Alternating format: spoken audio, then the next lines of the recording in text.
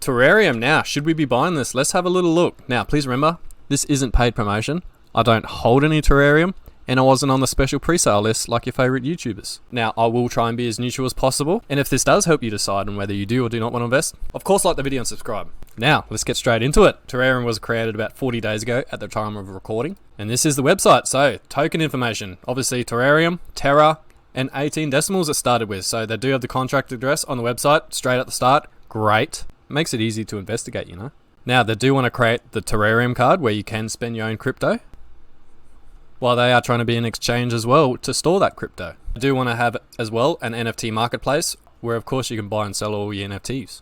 Now the devs, so they do have doxed devs. They do show their face, which is great, and there's 4 of them, with all of them being some sort of doctor or pilot. Now they do have their team and early contributors. This is the list here. So they obviously do have their roadmap out, and phase 1 consisted of basic building of a token. Now phase 2 is where they started to grow and are yet to complete, and while as well launching their TERA app. Phase 3, they do want to have their Google and Apple Pay integration, as well as their NFT exchange. They do as well plan to release the TERA chain, which is their own blockchain, in 2023, quarter 2. Phase 4, they want to start exploring their metaverse. Now the dynamics, aka tokenomics. So there is a 3% bird, 3% rewards, and 3% marketing, so it's 9% in and out. They do say that 75% of liquidity is locked for 1 year on Uniswap.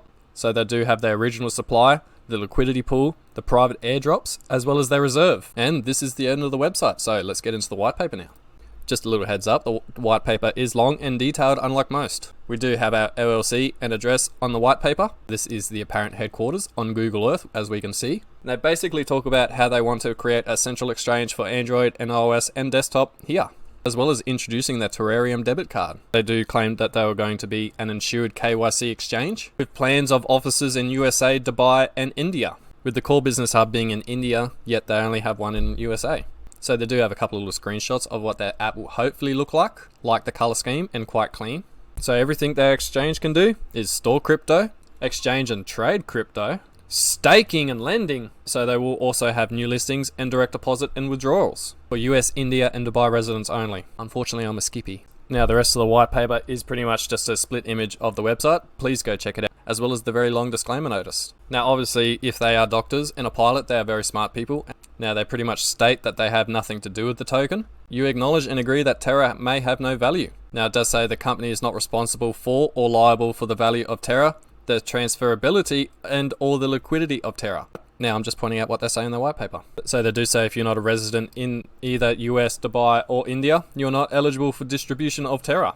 Now they do say nothing on their website or white paper is a binding agreement, and they're not responsible for anything that doesn't happen. Why you need such a long, boring save the arse letter, I'm not sure. Now that was the website and white paper. Let's have a look at the token. Now Token Sniffer does give it a score 35 out of 100, and Token Sniffer is only one way to do some research. Now obviously it says the fees are actually higher than 9%, so as we see on their website, it says 9%.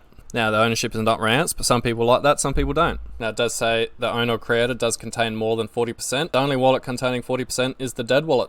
Now this developer on the end has admitted to having up to 110 different wallets, which is just a wee bit sus. His excuse was so he didn't have one large wallet. Now other content creators did come up with this information, I did not. Now 99% of liquidity is locked for another year, which is great. And for a rare sighting, there is actually no similar contracts. Which wallets are actually the developers, I don't know, but there is a lot of burner wallets. Now as usual, please do take all this information as you will. There's nothing wrong with spotting red flags if saying it's sus.